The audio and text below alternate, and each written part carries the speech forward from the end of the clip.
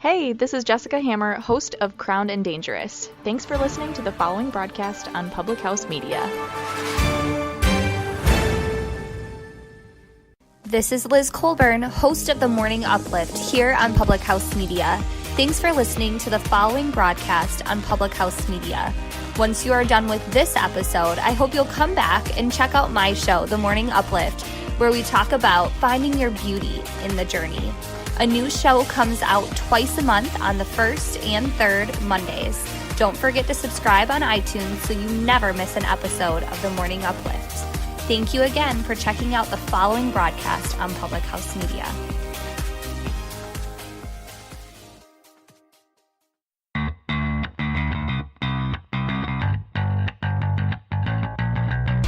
History is happening in High Point as professional baseball has come to Furniture City. Don't miss any of the action from strikeouts, 3-2 cold strike 3 right at the knees, to web gems, stabbed by Alfonso, he spins, throws to first, and the pick by Bichette rounds out a beautiful play. to home runs, High fly ball deep left field. This one is gone. Get up and get out. Tyler Ladendorf. and of course, every rockin' victory. The pitch. Swing, strikeout, the Rockers win! The first win in Rockers history here at home. Interviews, recaps, and insights from across the Atlantic League. It's all fresh off the Rockers. Hello and welcome to the third episode of Off the Rockers. I am the play-by-play voice of the High Point Rockers, Kevin McMahon. I'll be your host today, and I am joined by my other host, the media relations man for the Rockers, media relations coordinator, James Jackson. James, thanks for joining us. I'm just honored to be on this podcast with you for the second time now for me. It's truly special working beside you, Kevin. Well, James, you're too kind. It's been a great stretch for the High Point Rockers. We talked about on last episode what an important stretch this was going to be for the Rockers. They won Tuesday night against the Long Island Ducks for their 7th win in a row. At the time, it was 11 out of their last 12 wins. They won 11-0, a great performance, a great showing from Seth Simmons on the mound, who you are going to hear from later in this podcast. He is our guest this week. Big thanks to him for stopping by. It's a great conversation that between me, James, and Seth, I think you're really going to enjoy. And he did a great job, got the Rockers off to a great start. And then on Wednesday, the Rockers dropped a school day, 10:30 a.m. start to the Ducks, 7-0.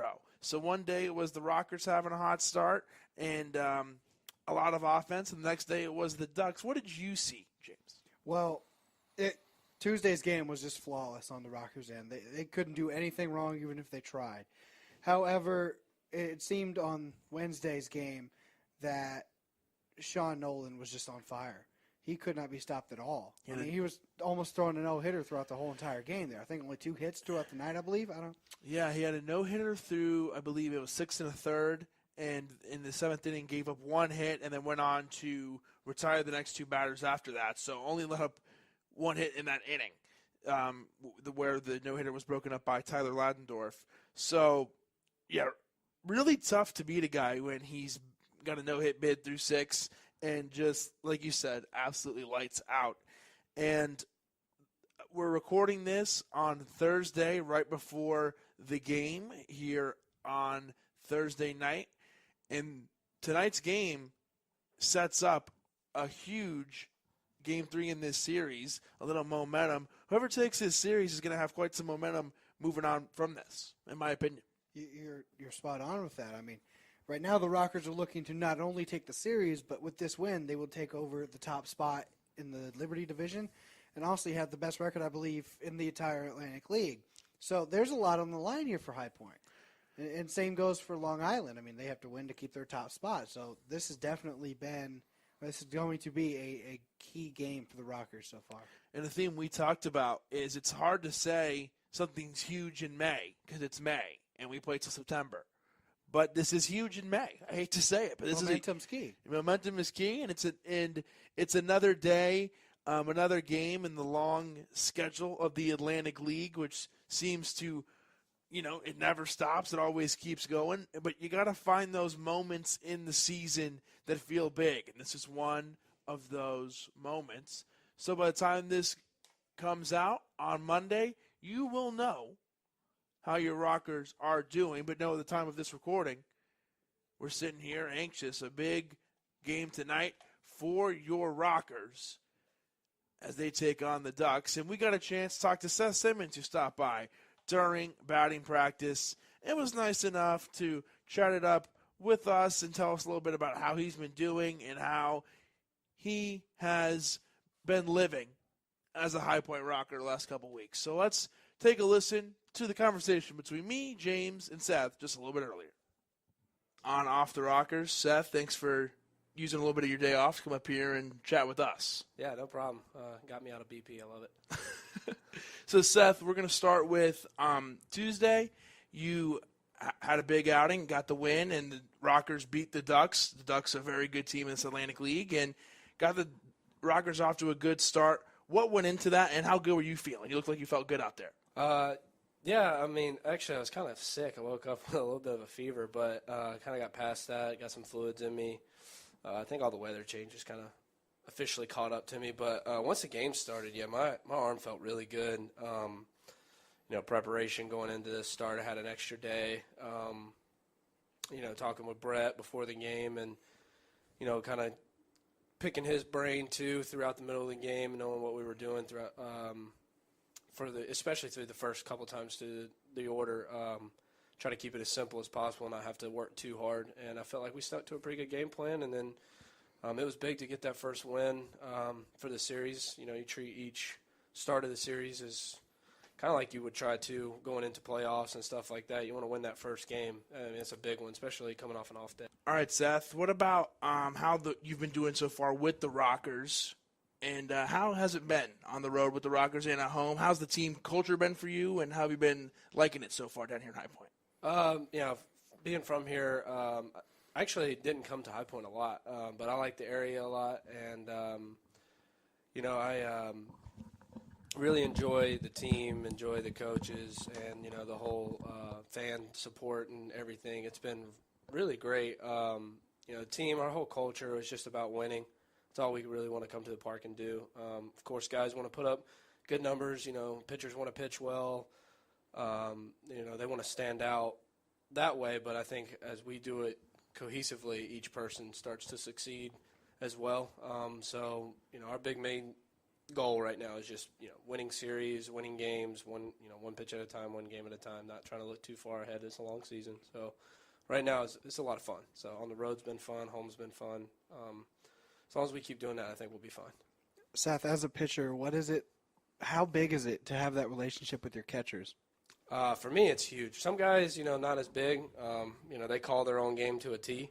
For me, I hear catchers say all the time, it's just a suggestion. It's just a suggestion. I'm like, well, you're seeing a lot more than I get to see sometimes, where their feet are in the box. I know 60 feet away is not a far distance, I should be able to see that. But, when you get locked in on trying to execute pitches, sometimes you miss little things that your catcher can see. So, I think having a good relationship with your catcher is huge, but not only just on the field, off the field, like knowing how each other think, all the way down to, knowing their personality and everything. I think it's so much easier to work with somebody that, kind of gets you, every aspect of this game. So, me and Brett being from North Carolina, we have that in common.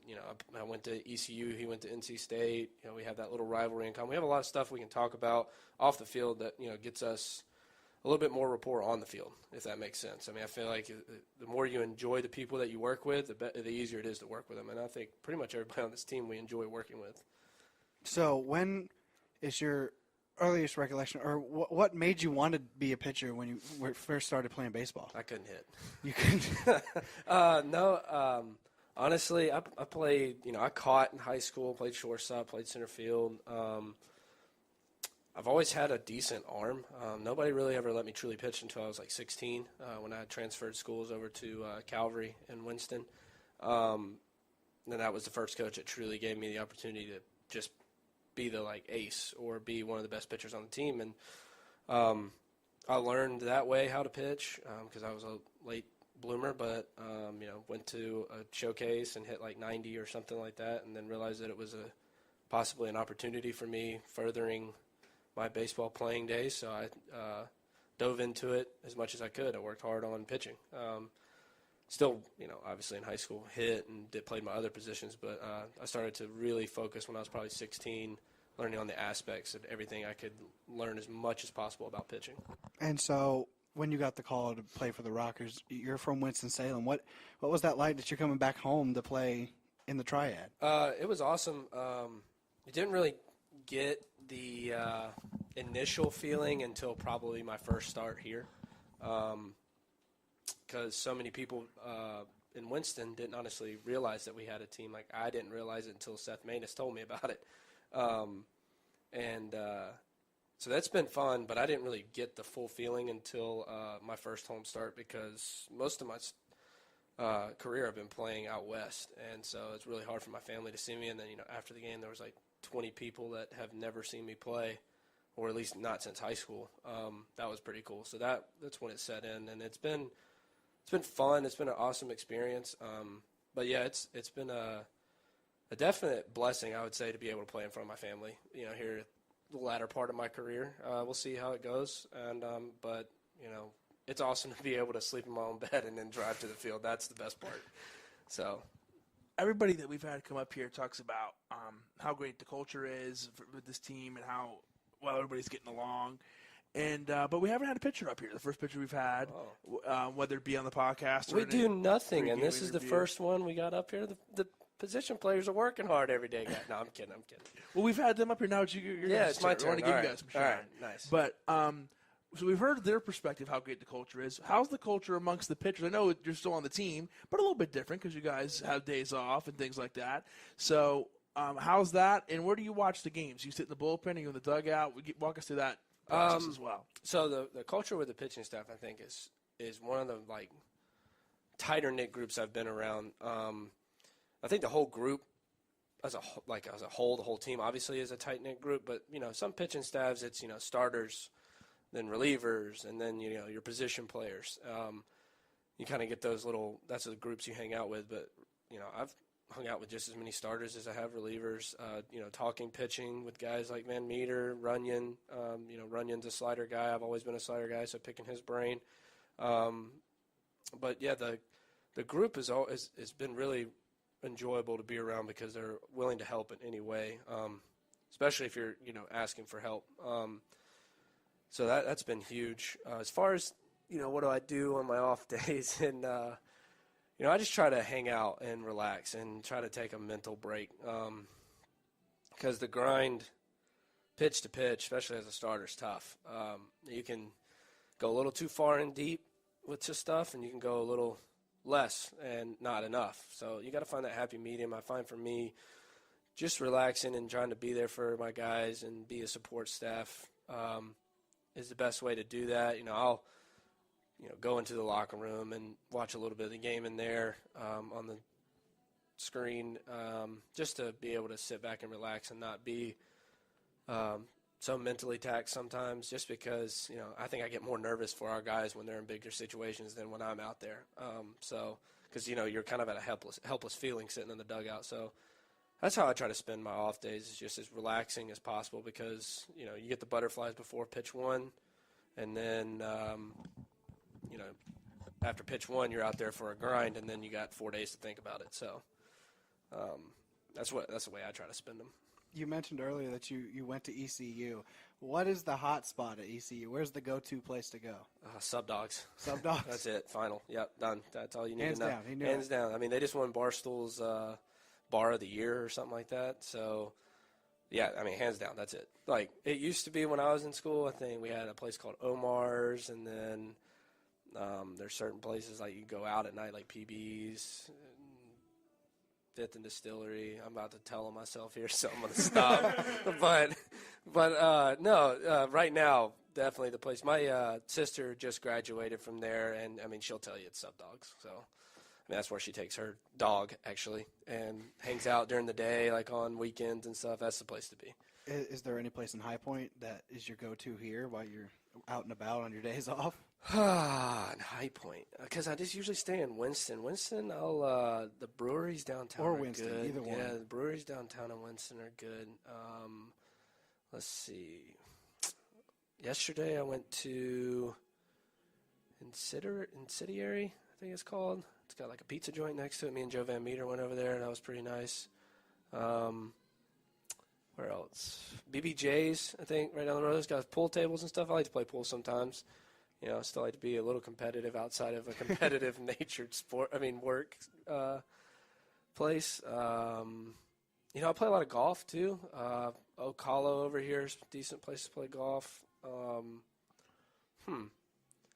Oh, Sweet Old Bills. Come on, you can't. Sweet Old Bills is a spot, dude. Yeah, I don't know how I forgot about that. That's a spot. That's great barbecue, good time, nice little bar area. Yeah, if you haven't been to Sweet Old Bills, I mean, you're doing yourself a disservice. Shout out to Sweet Old Bills. Shout out to Sweet Old Bills. Hey, I'll do advertisement.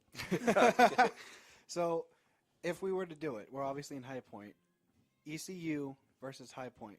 Who would win? High Point. Yeah, High Point, really? What, are we using metal bats or wood bats? Whatever you prefer. You Well, I decide. prefer wood because metal's dangerous. How many wood bats have we broken this year, though? I mean, I broke a few the other night. I think 2. I think I broke 2 the other night. I like that. I like hearing that. Yeah. I don't know. I think the style of the game is just so different. Like, what rules are we going to play? That's the biggest question. You know, if we play our rules, I think, yeah, we definitely. I mean, I don't know. It's weird. It's like, I don't want to be rude about it, but it's. I mean, I don't know. It's just different. What a Like, strange. Yeah, it's a tough question. It's a little real tough bit of question a brain because twister. Yeah, because it's like, yeah, of course I think the Rockers would win. I mean, just you got so much more experience than because I'm trying to put myself back in college, and that was a long time ago. But at the same time, it's just like these.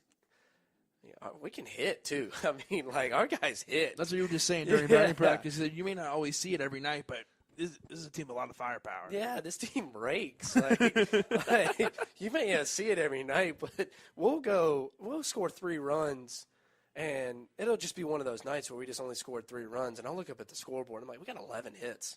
Good Lord, whoever pitched for them tonight was, like, stressed all night. So it's like – you're stressed on their behalf. Yeah, I'm stressed on their behalf. And I'm like, guys, dude, every inning they legitimately had somebody on second base. Like, y'all rake.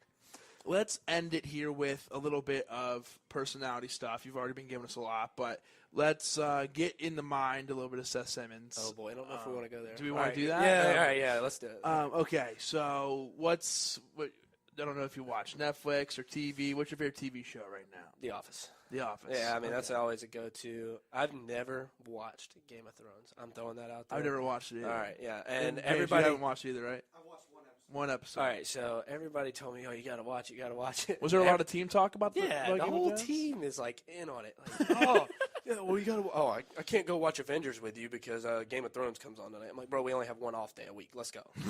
And you can, like, record Game of Thrones. You can't record freaking Avengers. It's still in the theater.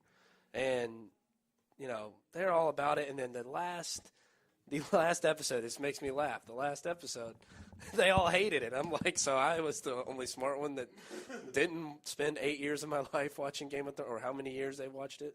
So, the only one I really watch is like The Office. It's always funny to me. You mentioned the Avengers. Are you a big superhero guy? Oh, yeah. Who would you be if you were a superhero? Tony Stark. Tony Stark, Yep. hands down? Hands down. All right. Rich, famous, smoking hot wife. So- Yeah, Tony Stark. Hands down. Okay. Hands down. Take us in the mind of a pitcher a little bit. When you're preparing yourself for a game, what do you listen to, and what kind of gets you in the zone to start getting ready for a game? I'm weird. I don't listen to much. I don't listen to music really. I mean, I have it on sometimes on my headphones. I just if I go into the weight room to start getting ready and I don't like what's on the speaker, I'm not going to be the guy that changes it while 17 people are standing there listening to it. So I'll throw on headphones. But what locks me in? Honestly, I don't think I get locked in, and this could sound good or bad. I can't do it mentally. I can't do the whole constant 24/7 grind. It's just it'll tax you mentally so much. Like being super focused, Yes, not talking to anybody. Yeah, not talking to anybody. Like, I can't do that. Like, I got to engage with my teammates. But I honestly think I don't get locked in until about 90 feet when I'm warming up in the outfield. When I get to 90 feet, that's when I start focusing on, like, arm path, mechanics. And what time is that in the day? If like if it's a 6:30. If it's a 6:30 start, probably 6:15. Okay. So, 15 minutes before the start, I'm lasered in usually. Obviously, I'm doing preparation to get ready for the start, and that's going to stay there, but I don't have to lock in like I'm on the mound to prepare for my start. That's just not something I've been able to do. I think getting too locked in, too focused, you get too hyped for each start, and you should treat each start as, in my opinion, as just another day. Like, I'm coming to the yard and it's day 2. I'm actually not starting today. Just treat it like any other day, and then when 6:30 rolls around and they say, hey, starting lineups and your name's listed, that's when you lock it in. I just feel like this game has got too many reps, too many games, too many adjustments that have to be made for you to be locked in 24/7. And some people can function like that. I'm just not one of them. And we'll end it here with this last question. So when you're not locked in and you're just trying to have fun or whatever, who's your favorite band? What's your favorite song? Who's your favorite singer right now? Any answer to those questions would be fine. Okay. Favorite band, singer. You can do what Dante did and tell us what your song for you and your loved one is. Or I'm single, so I don't have one of those. That's what he went for. Like, that wasn't the question, Dante. Thank you. Let's see. I'm kind of like some of the new stuff that's going on in music. I like Post Malone. I would say I like a lot of his music. Right now, what am I listening to? Ooh, I can't turn off Justin Bieber's new song. I don't care. You can say it if you want to. I'm a believer. I'm 100% a believer. I Don't Care? That's the song? Yeah, I love it. I love that song. I don't know why. It's like stuck in my head at all times. I love it. I love it. But no, I just listen to whatever. I mean, I like to have a good time. I'll listen to pretty much anything. I just try to enjoy as much as I can with baseball because this is fun. Like, one day I'm going to not be able to play, so I just try to have as much fun as I can. And, within respects to the game as well, like not trying to overdo it, but, like, you got to enjoy what you do. So I do. Absolutely. Someone who respects the game. We respect his time, so we're going to let him go, but really thankful you could stop by and share your knowledge with us. Thanks for having me, guys. Appreciate it. Thank you. Huge thanks to Seth Simmons for joining us this week on the podcast. And James, when he was getting ready to leave, he said maybe the next time he comes up here, him and Dante should do one. That would be insane. Imagine that, two wild guys on the roster would definitely be doing a podcast with us. Would be insane. But together, that'd be crazy. But Seth Simmons is really an amazing and really interesting guy. Pitchers are very interesting and a fun mind to pick, so I really love that interview. No, we've only talked even on the podcast and on the pregame interviews, if you can hear on the speaker broadcast for the games or on YouTube, and we've only heard from infielders. So it was time to hear from a pitcher. And Seth Simmons, a great pitcher who's been putting forward some really good starts for the Rockers. So it was good to hear from him. And like you said, pick his brain. And, yeah, he has a huge personality as well. Really like getting to talk to him. And between him and Dante, they've made this a hot seat for the next guy who comes in here. Big shoes to fill. 2 great interviews. So what we're going to do next is the real question. That was a fun one. It's going to be definitely a hard one to top. But talking to the guys so far, everybody is really nice and really funny. So I think every time the fans get to hear from a new guy and get to meet a new player, so to speak, they'll be impressed and be excited to meet them and hear what they have to say. So that's more of what you could expect on Off the Rockers. Big appearances by your favorite Rockers players. Before we say goodbye to you here on this edition of Off the Rockers, let's set the table for what is coming up next. Your Rockers have a game tonight on the 23rd, and then go on the road on the 24th, 25th, 26th, 27th through the 30th. On the 24th, 25th, 26th, Friday, Saturday, and Sunday, Memorial Day weekend, they are at the New Britain Bees, who, if you're a Rockers fan and came out to the ballpark, they were in our opening homestand. They were the second team after the Sugar Land Skeeters. So if you're a Rockers fan, you've already seen that. And they're also going to come back and do our next homestand. They're hosting they're going to be our guests in our next homestand. So we really look forward to that series against the Bees. They're really fun to play against, so we look forward to that one. Yeah, the Bees are one of those teams in the Liberty Division. It's the Long Island Ducks, the Rockers, the Patriots, and the Bees. So you'll be seeing those teams a lot, and we'll be seeing the Bees a lot. For this road trip for the Rockers, it's a 6-game road trip. They take on the Bees on Friday, Saturday, and Sunday, Memorial Day. And then on Memorial Day itself, a trip to the Southern Maryland Blue Crabs for the Rockers. And they have, I said it's a 7-game road trip for the Rockers. And they have 4 games against the Blue Crabs. All those are 6:35 starts for the Rockers on the road.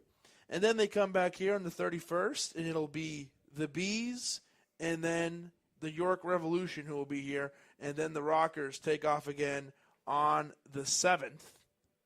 So, like we said, it's a grind. It never stops, James. It never does, but these great group of guys that we have, welcoming new additions throughout the season, but great group of guys that we have, this is definitely going to be a fun season in our inaugural season. Let's let you know what is coming up promotional-wise for the next homestand, what you can look forward to when the Rockers come back into town. Saturday, June 1st, post-game fireworks. Sunday, June 2nd, it's Family Fun Day. Kids run the bases. And it's bringing back Sunday. It's taking back Sunday's 20th anniversary.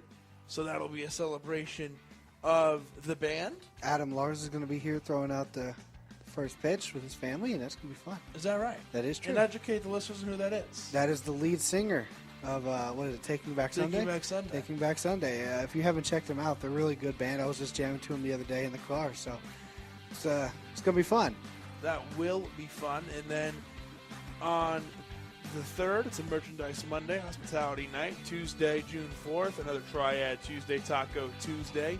Wednesday, June 5th, it's Ashfield's favorite day of the series, every series. It's a school day, June 5th, so bring the kids. And then on Thursday, June 6th, that'll be the last day of that homestand against the York Revolution. Dollar beer night. A $1 beer night, which we're going to have a $1 beer night here tonight in the ballpark. Long Island iced teas tonight. All around. Everyone is getting excited to have the beverage of the Long Islanders. So that is what we have coming up for your Rockers. And, so they get ready to take on the Ducks tonight, go on a little road trip. And the next time you'll be able to see them at home will be on May 31st. We hope you've enjoyed this episode of Off the Rockers. Kevin McMahon, James Jackson, saying goodbye. Good night. We'll see you next time. And we'll see you at BB&T Point. Come see us in the ballpark.